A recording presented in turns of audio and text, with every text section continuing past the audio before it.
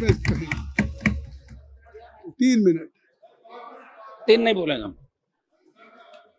आप शुरू तो करिए, हनुमान जी शुरू करिए, आप बोलिए। इनको दे दो, कांग्रेस को उसमें मान लिया जाएगा। ठीक है? नहीं चलिए, आप बोलिए, हनुमान जी बोलिए, मेरा आग्रह हनुमान जी। सर आपसे सुनिए मेरी बात, रात को 12-12 बजे तक हम बैठ के और आपका कोरम पूरा करते हैं और आप 3 मिनट 5 मिनट 8 मिनट आप चलिए बोलिए, आप बोलिए। और जो लोग इस आंदोलन से सीधे जुड़े हुए हैं, जो जंतर मंतर भी गए, खाली रील बनाने के लिए नहीं आया था हम इसके अंदर, जंतर मंतर पे थे, यहाँ पे थे, वहां पे थे, सब जगह तमाम जगह लड़ाई लड़ी। तो आपको कम से कम जो नौजवान नेता सड़क से लेकर सदन तक लड़ता है उसको टाइम देना चाहिए। आपसे हम उम्मीद करते हैं कि आप एक दिन के मुख्यमंत्री रहे थे, तब आपने अच्छी व्यवस्था कराई उत्तर प्रदेश। सर और मूवी आई थी ना, नाइक मूवी, अरे आप नाइक मूवी जो आप पे बनी थी। हाँ सर, आप बोले तो आप चालू तो करना है साहब, आप पहले डिस्टर्ब करते थे। सबसे पहले मैं धन्यवाद दूंगा आपको सर। ये लोक परीक्षा संशोधन विधेयक 2026 की जो चर्चा हो रही है, पूरा देश स्तब्ध था जब नीट का पेपर दूसरी साल लगातार लीक हुआ। और मैं सबसे पहले मेरे उन 20 छोटे भाइयों को बहनों को श्रद्धांजलि अर्पित करूंगा जिन्होंने नीट पेपर लीक की वजह से आत्महत्या की। इस सिस्टम को ठीक करने के लिए हम सबकी जवाबदेही है, लेकिन इन बच्चों ने अपने आप जंतर मंतर पे बिना किसी पार्टी के झंडे के, बिना किसी नेताओं का आशीर्वाद के एक हिंदुस्तान को बदलने का प्रयास किया। मैं स्वयं मौके पे गया था सभापति जी, राजस्थान के अंदर भी बहुत से प्रदर्शन हुए और पेपर लीक की घटनाएं चाहे किसी भी सरकार के समय रही, चाहे किसी भी राज्य के अंदर रही, हम सबकी जिम्मेदारी बनती है कि पेपर लीक नहीं होने चाहिए। आजाद भारत के अंदर जो बच्चा 10th 12th और कॉलेज की डिग्री लेता है, मैं यूनिवर्सिटी का देख रहा हूँ सभापति जी, बच्चे जब पढ़ते हैं उनको पूछो आप क्या पढ़ोगे, कहता डॉक्टर, इंजीनियर, IAS, RS, जो भी जिस स्टेट की सर्विस होती है। लेकिन दुर्भाग्य से उन बच्चों को पेपर लीक की घटनाओं का सामना करना पड़ रहा है।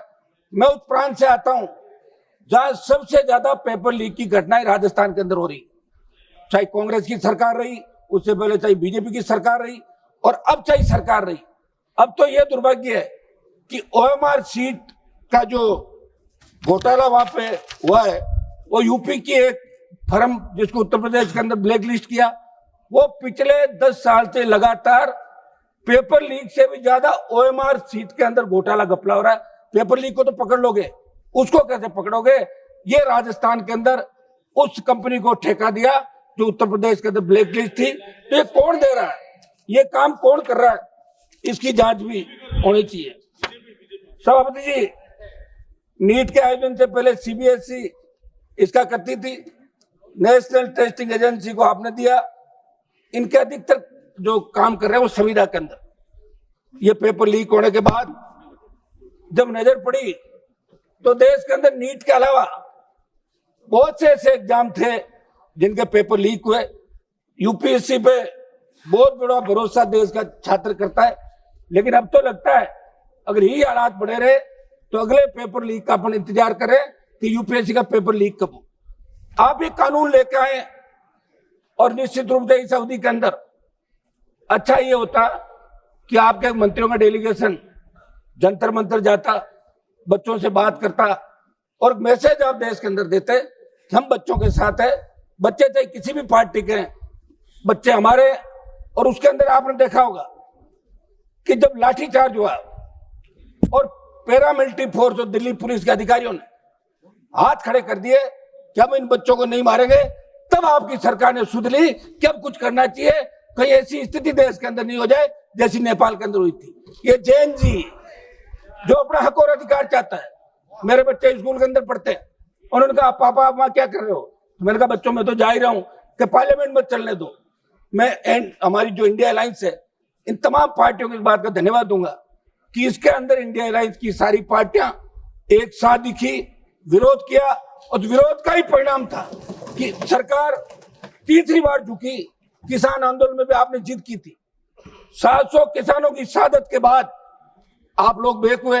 आपने अपने सारे सांसद जो बीजेपी के थे, मंत्री थे, इनसे लिखा कि बिल बहुत अच्छे हैं और फिर अचानक प्रधानमंत्री जी ने बिल वापस लिया।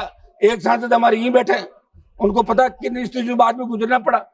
सर हमारा आग्रह है, अध्यक्ष जी आ गए सीट पे, अध्यक्ष महोदय इसके अंदर हमारा कुछ सुझाव है, ये सुझाव हम देना चाहेंगे। अध्यक्ष महोदय आप ये जो बिल लेके आए, अपराध संगठन गिरोह द्वारा या 2 या अधिक लोक परीक्षाओं को प्रभावित करने के उद्देश्य किया गया, इसमें आजीवन कारावास का प्रावधान किया जाए।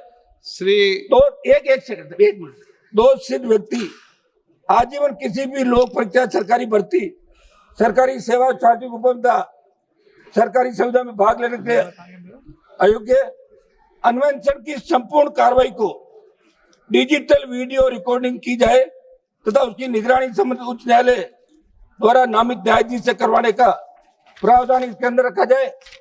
अध्यक्ष महोदय एक हमारा आग्रह है कि पहले भी पेपर लीक के आरोपी जो पकड़े जाते थे उनको सजा का प्रावधान था, अब आपने इसमें सजा बढ़ाई, जुर्माना बढ़ाया, लेकिन जो पेपर लीक गिरोह है उसके लिए 10 करोड़ 1 करोड़ रुपए देना बड़ी बात नहीं है।